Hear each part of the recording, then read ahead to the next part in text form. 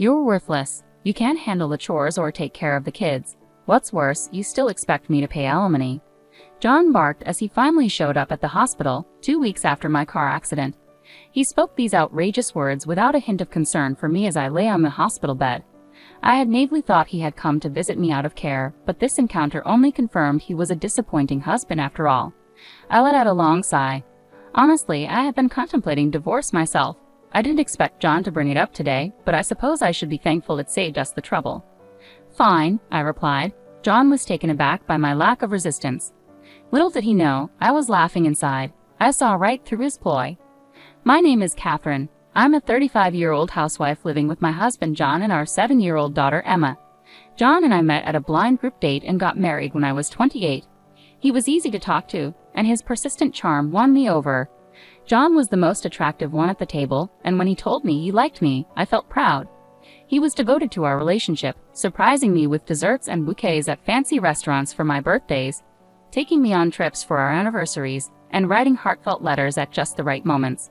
I accepted his marriage proposal without hesitation, believing our life together would always be exciting. But marriage changed him. "Hey Catherine, my dinner isn't ready yet. I worked all day and you can't even have dinner prepared for me when I get home. I can't believe how lazy you are." He insisted he was the master of the house, and I was his caretaker.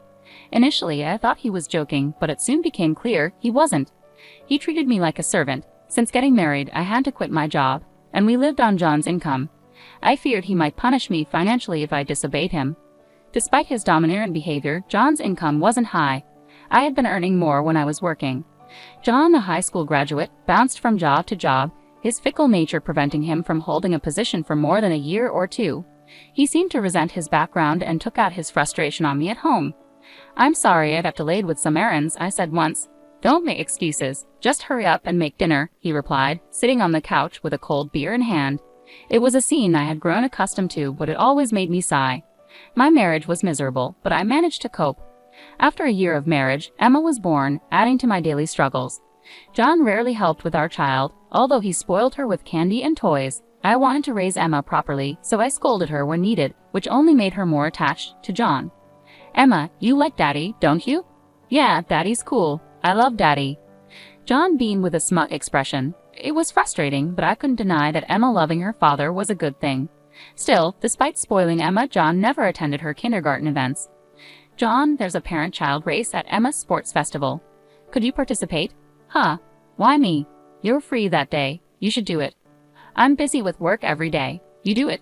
But it's a chance to bond as parents. The sports festival is on a holiday, so you won't have to work." "Shut up. We're already bonded. Maybe you should work on your bond with Emma. She thinks you're a wicked witch, you know. Lol." John left for work, laughing at me. He was a super dad who never showed up for school events. I worried that John's self-indulgent, strict behavior might influence Emma.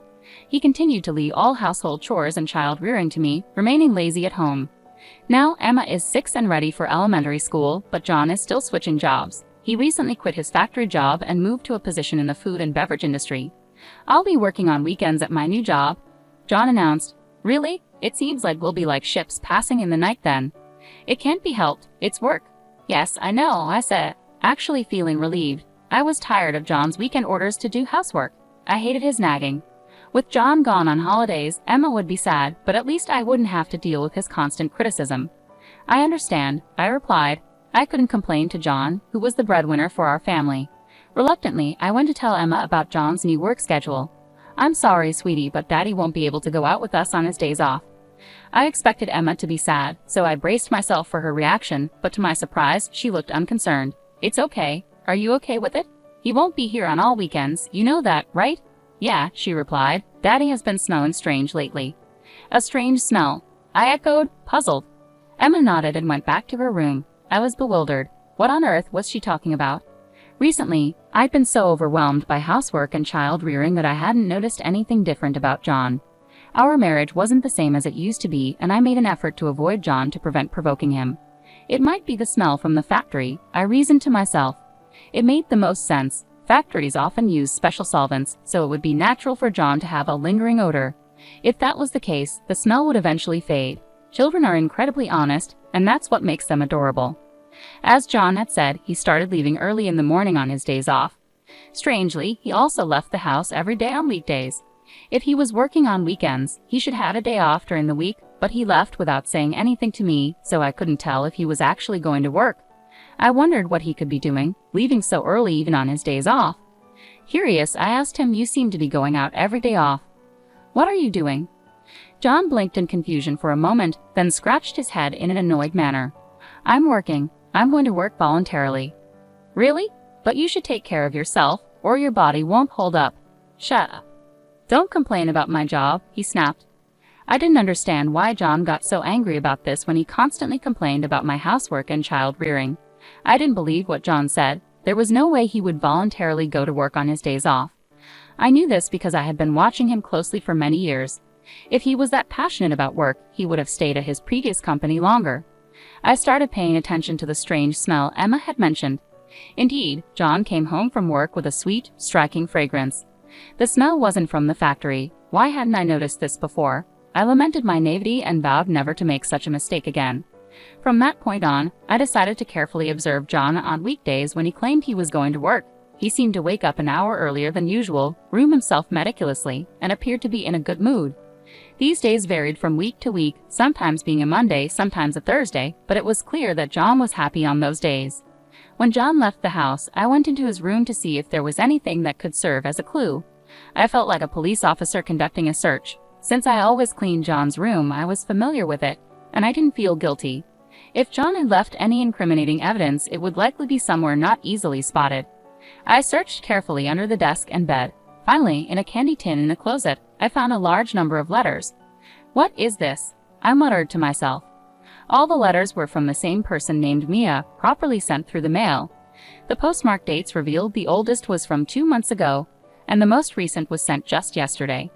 As I read through them, I found phrases like, "I regretted when we broke up, but now I really love you. I want to go back to the time when I was with you, and I love you," reminiscent of a teenage girl in the throes of youth.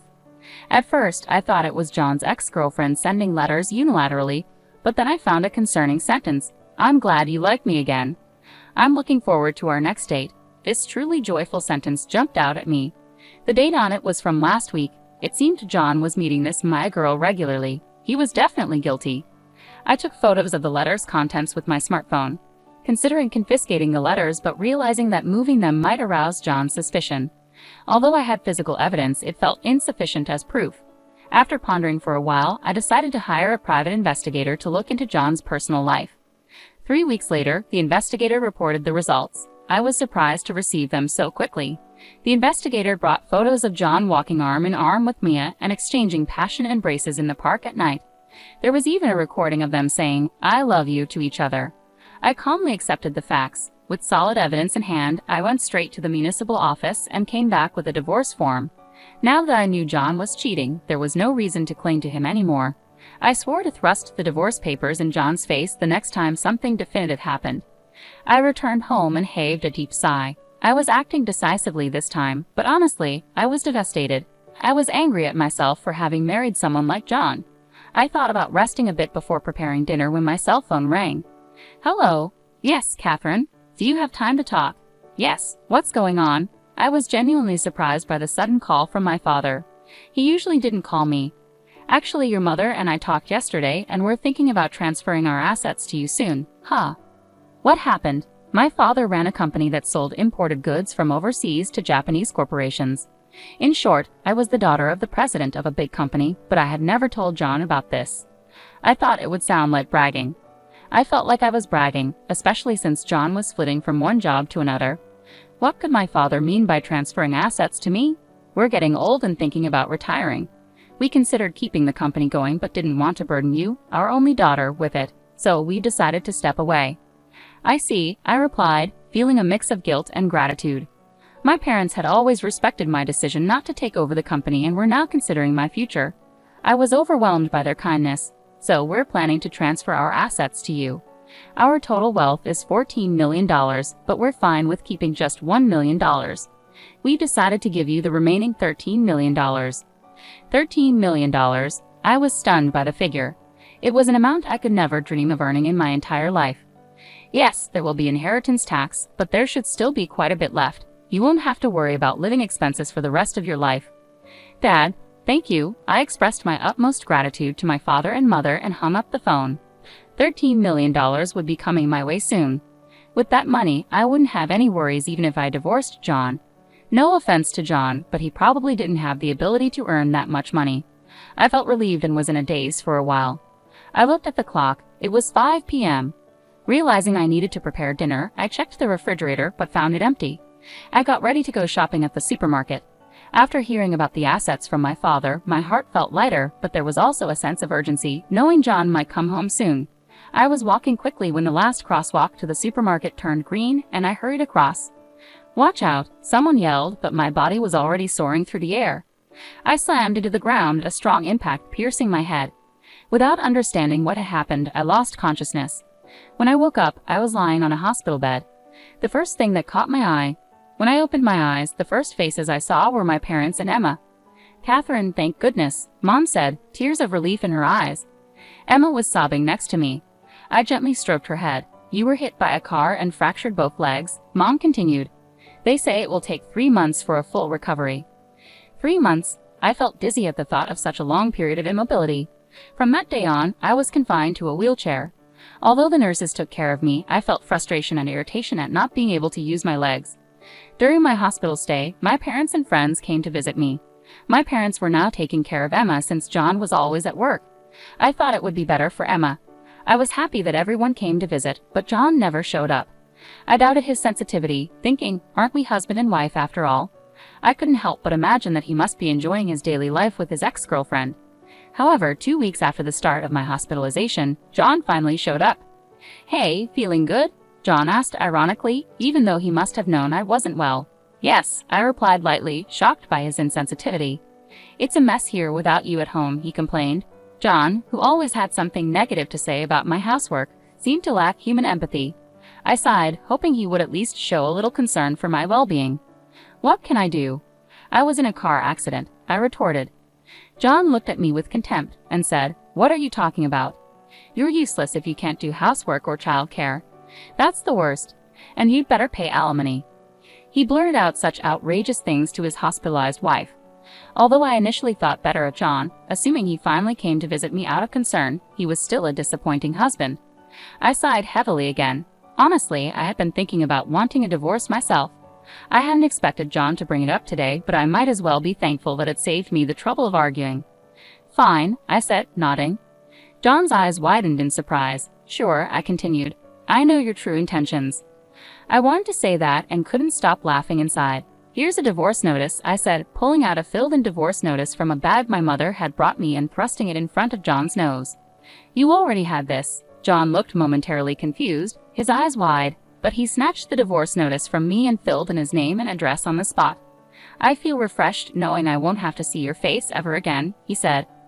I wanted to tell him the feeling was mutual, but I silently watched John leave. He would probably remarry Mia after filing the divorce notice. I didn't know what kind of woman Maya was, but it felt somewhat pitiful to think she was going to marry someone as domineering and unpleasant as John.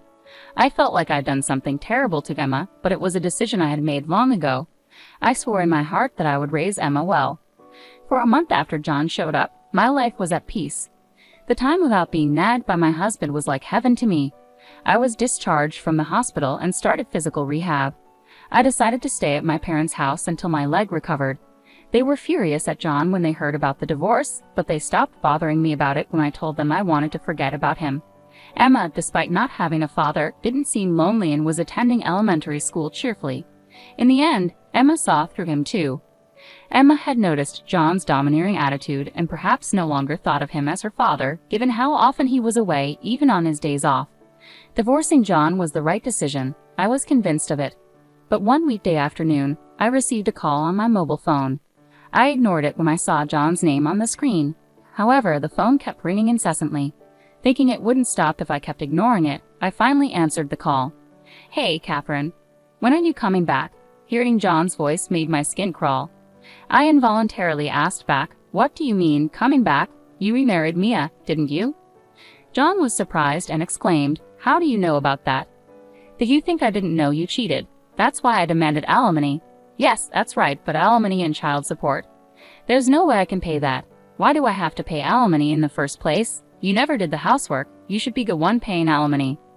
I was dumbfounded by John's argument. I had demanded alimony and child support through a lawyer, but it hadn't been paid yet. I knew John didn't have a lump sum of money, but he should borrow and pay. Yet here he was, saying something incomprehensible like I should be the one to pay alimony. I noticed your affair and gathered evidence. Did you see it from the lawyer? It seemed that John had already seen the evidence gathered by the detective agency. That would make things easier, but calling me specifically was beyond common sense. I wanted to divorce you even before I found out about the affair. After all, you never helped with housework or child-rearing and just complained all the time. I'm not your housekeeper, you know, but it's good you remarried, right? Now you have someone to take care of you again. But that's the thing. Maya can't do housework. I didn't know before marriage. She said, leave everything to me, but once we got married, her cooking is terrible and she doesn't clean. I would have been better off with you. Marry me again. After all, you don't have any money, right? Emma likes me too, doesn't she? I couldn't suppress my anger at John for choosing the word better. What are you talking about? You divorced me and remarried your affair partner, right?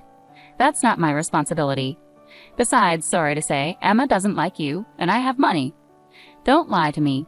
There's no way you have money. You were a housewife. You can't live without me. I had no intentions of telling John about the fortune I inherited from my parents, but when confronted this intensely, I had no choice but to reveal it.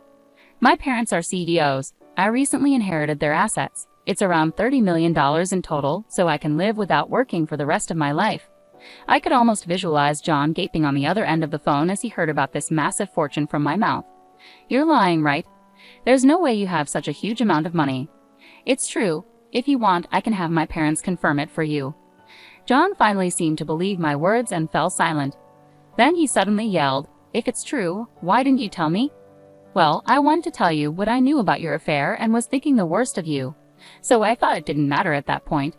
I hadn't yet inherited the assets, so there was no issue of property distribution. Damn, John bit his lip in frustration. He probably never imagined that I had such assets. He must be regretting ever divorcing me, but I didn't want to endure his terrible behavior anymore. Can I hang up now? Please pay the alimony properly, reflect on your actions, and never call me again. Goodbye. With that, I hung up the phone and immediately blocked John's number. No more calls would come. Mom, who were you talking to? Emma came into the room, asking curiously. A friend of mine. But Emma, do you want to go to the amusement park this weekend? Yes, Emma smiled happily. I realized once again that as long as Emma was smiling, that was enough for me. A few days later, I heard that John had broken up with his new wife, Mia. The cause was a dispute over me and not doing housework, and it seems that Maya dumped John. John, who had been divorced twice in a short period, would probably have a hard time getting married again. At any rate, it would be best if there were no more victims, so I hope John remains single for a while. Due to his divorce from Mia, he lost his motivation for work and quit his job at the restaurant. He will probably find another job, but I think it will take a while for him to get back on track. I do feel sorry for him as his life has fallen apart, but it's all his own fault. I blocked his calls so he couldn't beg me for money, and I made sure not to go to places where I had been with John. In my life, John literally disappeared. After a while, John paid the alimony, which put him in debt. I don't know how he'll make a living, but I hope he learns his lesson. I'm still living leisurely at my parents' house. My parents told me that it's okay for us to stay as long as we like. After my fracture healed completely, I started working part-time at a local flower shop. Although I can live without working, it suits me better to work outside rather than staying at home all the time. I worked diligently on weekdays and went out to play with Emma and my parents on holidays. I felt more joy in life than before. I want to continue living happily with the people I love. I savored the happiness of this moment while looking at Emma's smile.